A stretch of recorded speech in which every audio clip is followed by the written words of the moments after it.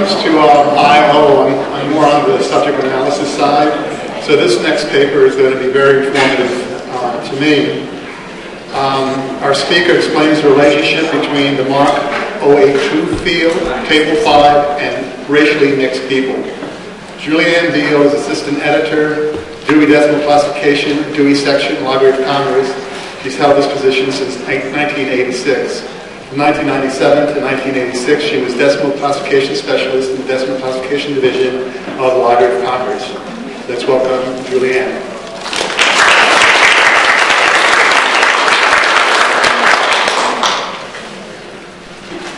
I'm not going to dwell on this outline, but I do want to point out that I'm starting with this challenge of the self-identity principle that Jonathan Ferner articulated in an article that's referenced in my abstract, if you want the citation. And he was focusing on Table 5 in that paper, and I will as well.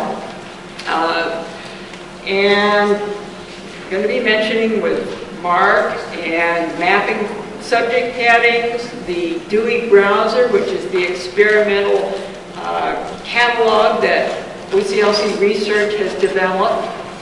But I'm going to be following through with this challenge, which includes terminology and retrieval, and I'll return to it then in the conclusion. Jonathan quoted this Bill of Rights for racially mixed people that really caught my attention for a couple of reasons. One, it is it's a cry from the heart that is well expressed, but for someone involved in information organization, it presents a very daunting challenge, because the assertion is that I have a right to identify myself differently than how my parents identify myself differently in different situations, to create a vocabulary, my own vocabulary, to communicate about being multiracial, and to change my identity over my lifetime and more than once. Now, Claire was talking about the user. Here is a user to terrify someone like me. And the question is, what do you do? Well, Jonathan asserts that designers of library catalogs and classification schemes have a responsibility to ensure, and at this point I have to say this has got to be aspirational in ethics. It can't be something that we can really guarantee, but surely we should aspire and try. Anyway, a responsibility to ensure that terminology used to represent racially mixed people reflects the terminology used by racially mixed searchers to identify themselves, and works about racially mixed people can be retrieved in any of 4 ways that they may identify themselves, to wit, with racially mixed people generally, with a particular combination of races, with several different racial populations equally, or with one racial population separately. So this self-identity principle, by the way, Jonathan in a further paper went on to extend it to things like gender and other personal identity issues. And it is very extensible in that way, but I'm going to keep the focus on this one very specific example for this paper. Jonathan was looking at Table 5 and saying, gosh, there are problems with the terminology, there's problems with the structure. And I read his paper and I said, oh, wait a minute. If you just look at Table 5 and not at the role it plays in the classification as a whole, even if you make a perfect Table 5, you're not going to solve the problem. You have to look at the role of Table 5 notation in the context of Dewey as a whole. So this notation for ethnic and national and racial groups, it appears at the end of the standard Dewey number, or maybe embedded in the middle. And if the number's too long, it's likely to be lopped off. And in fact, the abridged edition doesn't even have a Table 5. there are various rules that may prevent you from adding Table 5 notation. For example, the requirement that you can only add when the topic of your work approximates the whole of the base number. And Table 5 notation can never be added for literary works by individual authors. So let's look at one of those literary works by an individual author. Quicksand has some interesting LCSH and WorldCat, African American women, racially mixed people, Danish American women. And now let's look at the standard Dewey number, which tells us that it's American fiction in English of the period 1900 to 1945. Nothing about any of those interesting themes. So that brings us to the marked bibliographic field 083. This is intended to provide for assignment of extra Dewey numbers, to provide better access. So you can add extra full Dewey numbers, you can add table numbers, you can add internal table notations to bibliographic records. And because it is in the 083 field, it's clearly different from the standard Dewey number. Nobody needs to be confused by it. But it's there to be used for additional access. Dewey is not just for putting books on shelves. And this is one of the ways that you can use it for access now. This was added in October 2008, and OCLC expects to implement it in WorldCat in August 2009. So it's coming. So here's what we might do with Quicksand.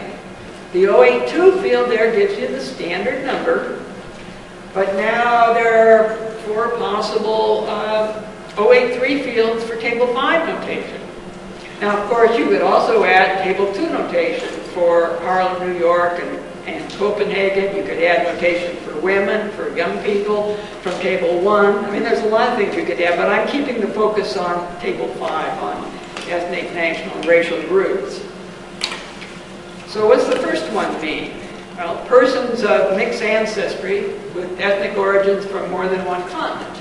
And that has, as a relative index entry, racially mixed people.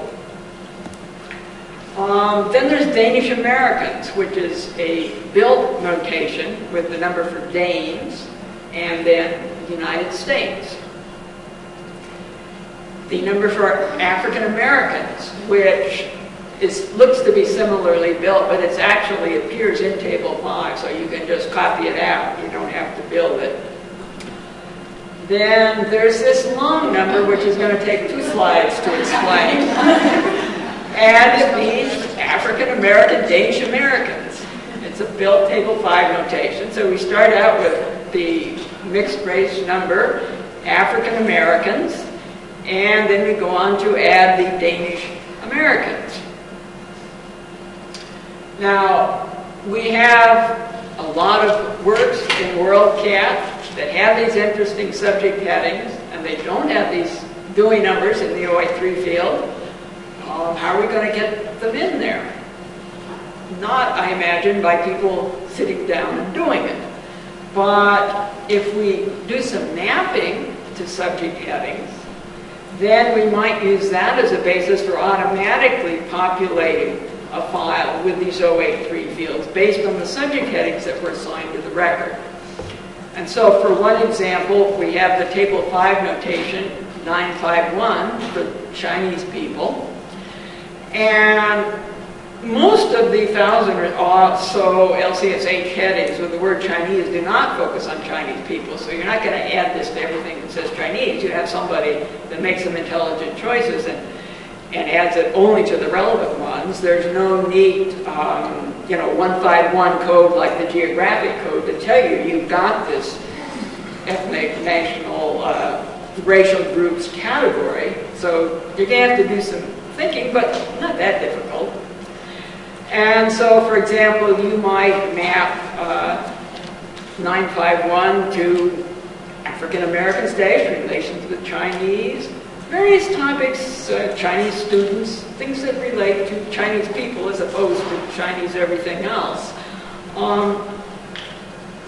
And then, if you get file populated with these OA3 fields with table 5 notation. Well, what can you do with it?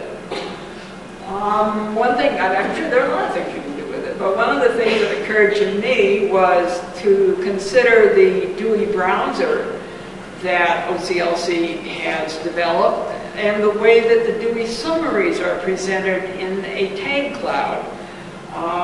And I wondered if maybe table 5 topics might be presented in an alternative tag cloud that you could choose if this was something that interested you.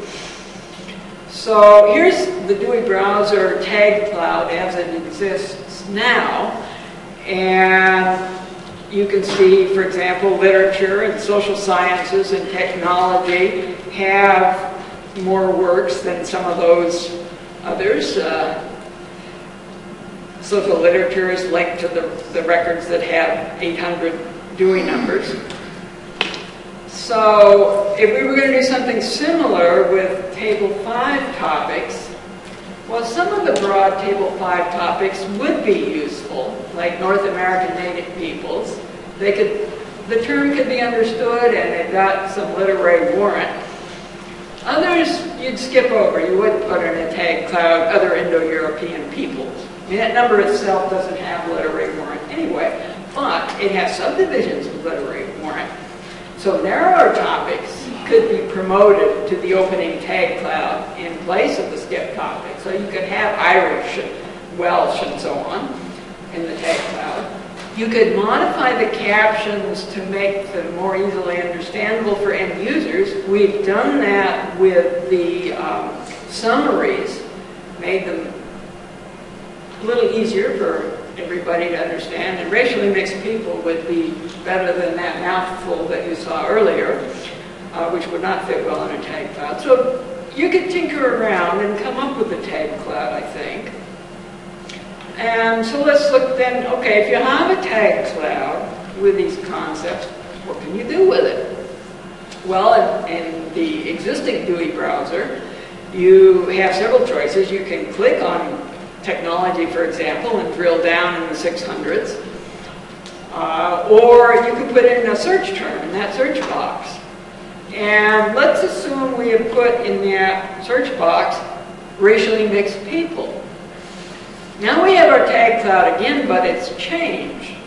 Literature is a biggie. Social sciences is still a biggie, but technology has got very small. There's not very much in the 600s on racially mixed people.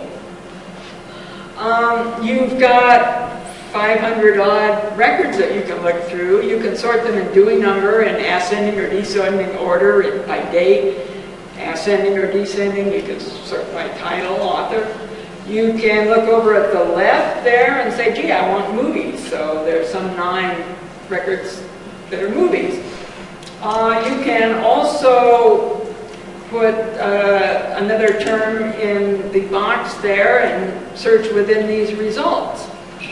So let's pretend that we've done a couple of things. And we have put African Americans in that search box. So we've narrowed it down that way. We've also decided we're interested in literature. So now all that we have is literature about racially mixed people, African Americans. We still have 112 records. We can do some more narrowing. But the point is that the tag cloud, I think, needs to live in a catalog that has a lot of other options. You never want to just use a tag cloud and drill down through class numbers. But when you have a lot of other strategies for refining, it can be very useful. And so that's what I was thinking of when I thought of the tag cloud. And actually, Diane Kazin-Getz said she'd be interested in working with me on trying to implement this. So we'll see if anything happens. But the question is, what do we have when we've got our tag clouds? Can we present multiple names for the same Table 5 topic in a tag cloud? You know, have First Nations and Indians of North America and so on all floating around there? And the answer is no. We have clutter and confusion. But if we can't use multiple names in a tag cloud, we always have to use one name, then we can't allow each searcher to search on a preferred term. Unless maybe we can allow the searcher to personalize the name, change the name what that searcher prefers, and then have that change persist in versions of the catalog that are linked to that user's login. Dewey Browser didn't have that, and I'm not aware of other catalogs that do, but it's a possibility. Before that comes, though, there are things you could do to help if you're in a particular community where you know that First Nations is the generally preferred term. You can switch the name of the tag cloud locally. You could take advantage of Dewey's being translated into different languages and give the user the option. You wanted your tag cloud in French or Spanish or German or Italian, for example. So the things you could do with terminology, and yet basically I think we strike out on terminology in meeting the requirement for this particular user who really wants flexibility that we don't have now. What about retrieval? I think in this case you can improve quite a bit by using this 083 field. Searchers who identify one with racially mixed people generally, or with one racial population separately, will fare the best because those are fairly simple things. You can easily map to the subject headings. You don't need to build complex table 5 notation, and the user doesn't need to worry about Boolean searching. Searchers who identify with several racial populations equally will probably be willing to do successive searches, so they'll do all right. Searchers who identify with a particular combination will have a harder time of it. They'll either need to do Boolean searches, or the librarians will need to put in the built combination so they can drill down through the hierarchy to get to a particular built combination. And either will be tricky. But I think we need to try to respond to the needs of users for flexibility in their searching. And this is where I think we have an ethical responsibility, even though it's a daunting one. And so that brings me to the end. Are there questions?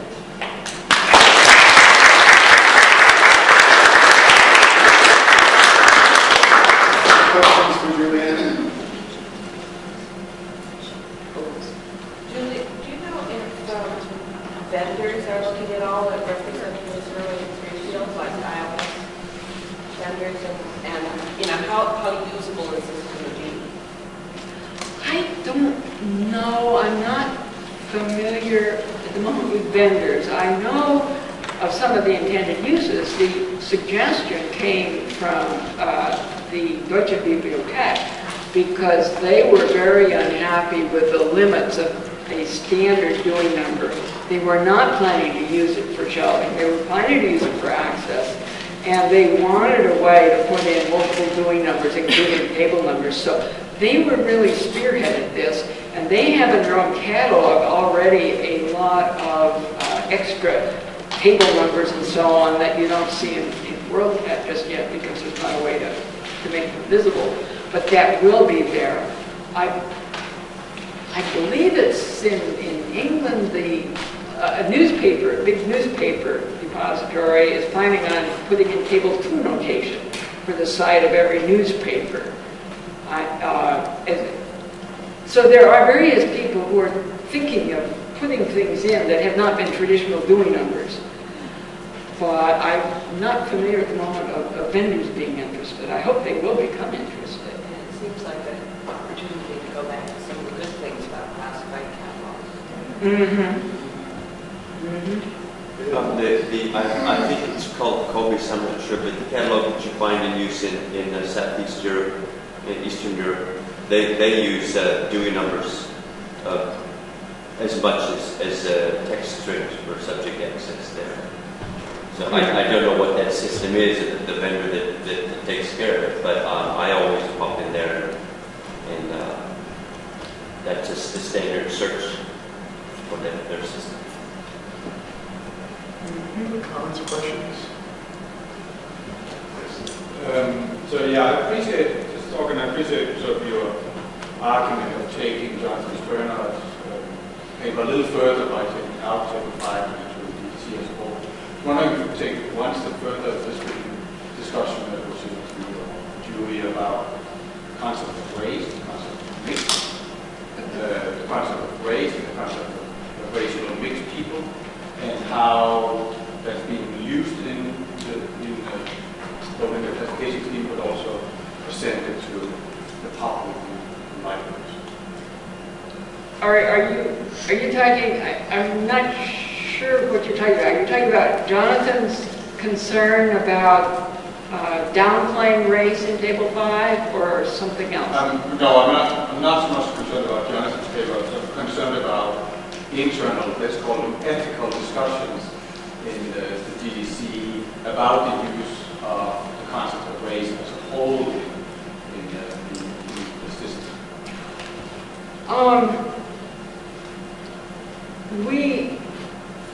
One thing we have, in terms of our revision of Table 5, we had trouble with consistency in application and understanding of what people meant by race. We never intended to exclude it, and we have all the relative index entries and other things, but we were downplaying it because of the confusion, and it did seem at one point as if the scholars were downplaying it. They may not be so much now. But in terms of Table 5, we found different definitions of race that led to confusion, and the preference order in Table 5 was always the preference of ethnic and over first ethnic, then national, then racial. And if you're going to keep the three of them together, you have to have some preference order because there's so much overlapping. And we never felt that we could separate them and have a racial table and an ethnic table, because too many books, in real books, are too much interconnected. So we were trying to get some consistency in understanding and saying, in effect, focus on national and ethnic groups and fit races in according to what the book is talking about. If the book is talking about different races and they're talking about racial mixes and they're talking about Vietnamese and Chinese, and maybe somebody else wouldn't call that a racial mix, and some people would and do, just put it with the Chinese and the Vietnamese in the 9-5 area. Don't put it up in the 05, where we mean, and that's why we defined it as coming from different continents, just as a way of saying, okay, this is roughly what we mean by races, let's get some consistency here. But I don't know that it's entirely worked. It was one attempt to get some consistency in the application, and it may need some more work. Does that partly answer your question? Yeah, I mean, if we put a little bit into context. So I grew up in a place where we had one television channel, we were all blonde, blue-eyed, spoke one language, and we were all the same. And I now live in a place where we're all very different. We speak hundreds of different languages, we all have different religions, and I'm not sure how race played in and ethnicity played in my upbringing and how it plays in my son's upbringing. Except that I know we see the world very differently. Our 9th Street are very differently, right? And how he would conceive the world when he grows up is very different from how I conceive the world. And I think the way that we have constructed these concepts of race and ethnicity in the past, let's say 100 years or 200, since we started using them, are going to be very different when my son's generation grows up. And I'm not sure that we're prepared yet to figure out how to deal with race and ethnicity in a multicultural society. talk a little bit to that. In Canada, it's actually illegal to ask someone what their race is. So if you apply for a job or something like that, they can't say what race you are, which is quite different from my in the United States. And we had some trouble with someone who came to do. Excuse me, can you speak up, please? Sorry, yes, we had trouble with someone who came to do accreditation in Toronto who could not believe that we didn't know what the races of our students were. She virtually accused me of lying. I'm not lying. Ask the government. So your son, I think, will have to be educated that there are such things as racism. There's a kind of possible problem, but he won't. I think he'll need it in public schools, or at least not as much as sometimes this happens here. So that's a very different thing. And there are many public libraries in Canada that use Dewey and many books. We used to have that, but it's not on the, there's some racism and things like that, but it's not forced on a person to identify with one race or another. Yes. This is more like a comment, and I'm not sure how terribly relevant it is, but thank you, Julie, reminding me of how much I love doing. Because I've been away from doing for 20 years, but how incredibly flexible it is as a classification system. But the other thing that occurred to me when you're talking about the implementation of the IOEthics Beall coming in 2009, I wrote a paper at least 25 years ago that included, among other things, talked about the use of multiple classification numbers as a method of retrieval through machine systems and the need for something in the marked format. And I come 25 years later, and it wasn't original with me. No, it's not. But I think the thing was, we had somebody, the National Deutsche Bibliothek, was going to be applying a lot of these things, and they were wanting to put them into WorldCat. And all of a sudden, you had, we got to do something. We can't have them going in the OA2 field, confusing everybody. What are copy catalogers supposed to make of this stuff if it goes in the OA2 field? But why should we suppress it?